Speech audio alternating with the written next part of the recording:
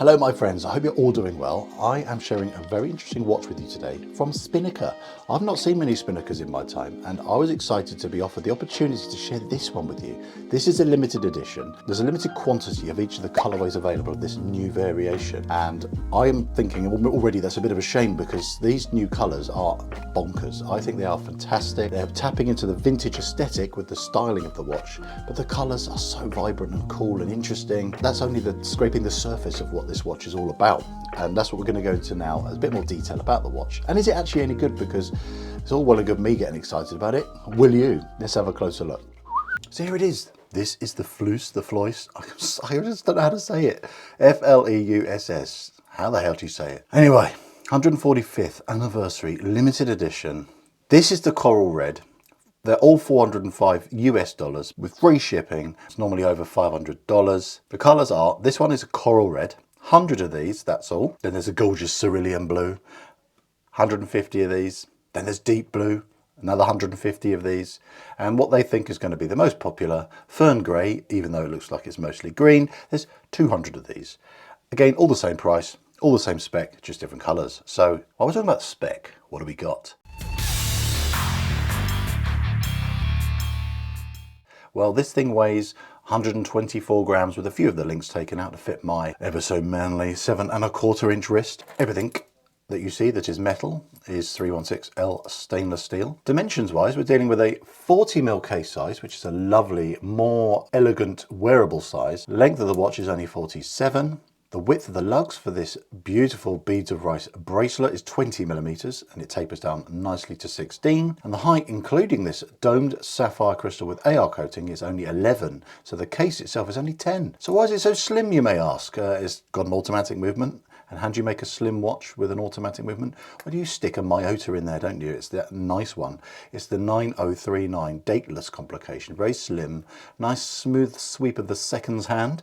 And that is a lovely, robust, rugged movement. I love it because it's got such reliability. It's tough, it's smooth. And this bezel in here, which has 120 clicks of rotation, reasonable grip on the bezel, is also it has a sapphire insert in here, which is colour matched to go with the sort of theme they're going with. And it matches the strap, which is very funky. This is a beautiful FKM rubber strap, by the way, while we're here, with, in gold, the Spinnaker logo in there. Quick release pins. This is a Tropic style. You have to say style because someone has patented the word Tropic, which is ridiculous. Gorgeous hardware with Spinnaker on there as well. This is a very good strap. I absolutely adore it. And the strap itself, while we're here, I'm just going to say it's got a milled clasp, 3 micro adjust, but lo and behold, look, it's got a mini diver's extension. You never see that on watches anymore nowadays. Push button release, and the Spinnaker logo here on the fold over locking element. And the bracelet itself is push pin for taking these links out. Lovely beads of rice with the polishing in the middle. And then it's quick release for taking the bracelet off here. As you can see, you've got the quick release pins.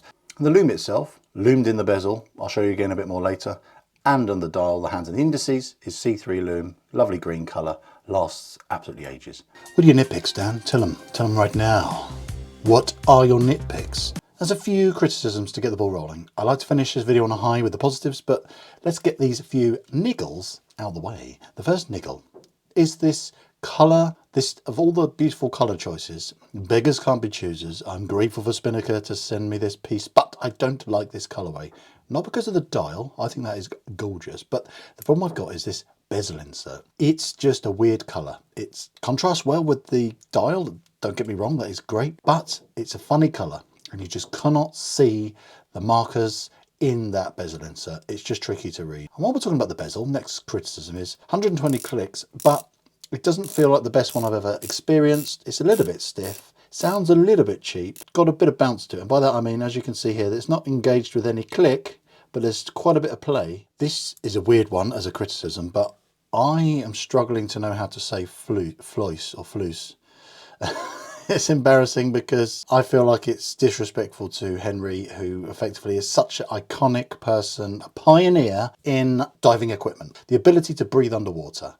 Historic, iconic man, and I can't even say his name. It's an annoyingly difficult surname to pronounce for an Englishman. Why wasn't he called Smith? Next criticism is this looks a little bit too much. This could be a positive as well, but for me, it looks to me like one of those swatch collaborations with Blancpain 50 Fathoms. That's a mouthful as well. Yeah, these funky colorways, this case design, the vintage aesthetic, even the size. For me, I love the colors, but I think some people may be put off by that. Next criticism, again, this isn't about the physical watch itself. It's more looking at this whole limited edition thing. I think the colorways are fantastic. They're fun, they're different. It's about time we have more variation on the market. Why make them limited edition? Are they testing the waters? Is this get people excited about limited numbers? Then they really get to see what sells out the quickest. Then they'll know if they're going to do this for a general constant supply on their website, which ones to bother doing as a color variation. I don't know. I don't want us to be the ones that are the guinea pigs too much. It's not a collectible piece. These are made in China. You could make 1,000 bazillion of these, or you could make 10. After that, I cannot find any more criticisms. Tell them what you like, Dan. That's the best bit. Go on, tell them. This is the fun bit. This is where I think this watch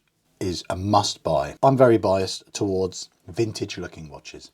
I love the vintage aesthetic on this piece, the bubble crystal, the lovely soft case design, the guardless crown, the simple dial aesthetic, faux patina on the hands and the indices, the Bakelite style bezel insert with the slight doming effect, beads of rice bracelet. All these aesthetics add up to me to make a watch look more interesting and just look like a vintage watch with modern technology. But then objectively, it's a very, very nicely finished watch. If we look closely, the brushing is so beautifully done. The vertical around the sides, the straight brushing on the lug tops, the fitment of this beautiful quick release bracelet is spot on. There's no wobble or play in there. The polishing on these beads of rice center links here is really nicely done. The quality of this clasp, nice engagement. I didn't say in the negatives earlier, it was a slight negative. I'm sorry to creep that in here in the positives, but this is ever so slightly thin. The positive of that is it wears really nicely on the wrist. It doesn't add too much bulk or heft. And the other positive is it means even on the bracelet, sized up to me, only weighs 124 grams. Which is extremely good. It's light, it's comfortable, it barely sits off the wrist there. 11mm is a skinny watch, and it's nice knowing it's an automatic and only that slim, including the crystal. It's an all-day wear, comfortable thing. It's something you can wear on holiday and not worry about because it's obviously water resistant to 150 meters. That's going to cover everyone for most things they're going to do. And the soft color palettes, I think, enable it to work with so many outfits. And even though I didn't like that initial feel of the bezel, the rest of it's done really well. The grip of the bezel is spot on. Does no sharp edges, there's just enough grip. Then just to break up all of this brushing, you've got a little bit of polish on this signed crown, that helps it. And then the polished element of the center of this bracelet, again, breaks up having too much of a brush look to it. But I like that it's heavily brushed because it helps, it just softens the look of the watch more. Makes it look like it's been weathered and worn and lived in a bit more. If it was highly polished, it would scratch up very quickly. And I don't like that. I like the fact even the case back is just all brushed, with nice etching in there signifying it's a limited edition and all those things. Faux patina, normally not a fan, but it works on this watch because of the vintage aesthetic it's going for. It's a more of a playful way of using it. Just so lovely to have all these contrasting colours work together. Even an element of this soft blue tip of the seconds hand. It's nice to see that Miyota movement, the smooth sweep you get there. And to complement that tip on the seconds hand, you've got the lovely bit of text here saying 500 feet, 150 meters. And then I like the brushed elements that go around the indices and it's just, again, not too much sparkle going on, but you do have polished hands. And the clarity on this crystal is spot on because of the AR coating it has. And it really enables it to feel just a little bit like it's got the domed Hesselite, like a more classic watch would have had, but with the scratch resistance that benefits that you get with a sapphire crystal. I'm finished with two more things. I'm just going to pop this on its rubber strap. It's so straightforward to change. You've got the easy quick release pins here. I do like having these toolless systems. This is another positive, is this strap. I love that it matches the colour of the bezel insert perfectly. Very good quality FKM rubber. It's a premium quality rubber. Totally transforms the look of the watch and the quality is extremely good. And actually, I'm going to see how much this weighs now it's on just the rubber. It's only 79, so the difference is quite big. Summery watch, super light, very comfortable, absolutely gorgeous. And let's finish this video on a high. I'm going to show you the Lume. And here we go. Look at that. Gorgeous. I wish you could read that bezel as clear as that all the time, but it's a really nice, strong see-through Lume on there. Could be a touch better on the hands. As you can see, it's not glowing as strong as the indices. So if you want to get one of these, do just click on the link in the description and snap them up while you can. But do keep an eye out. They might end up making this a permanent addition to the collection, which I hope they do with these lovely colours. If you enjoyed the video, do subscribe. It means a lot. Helps the channel grow. And see you in another video really soon. Bye for now.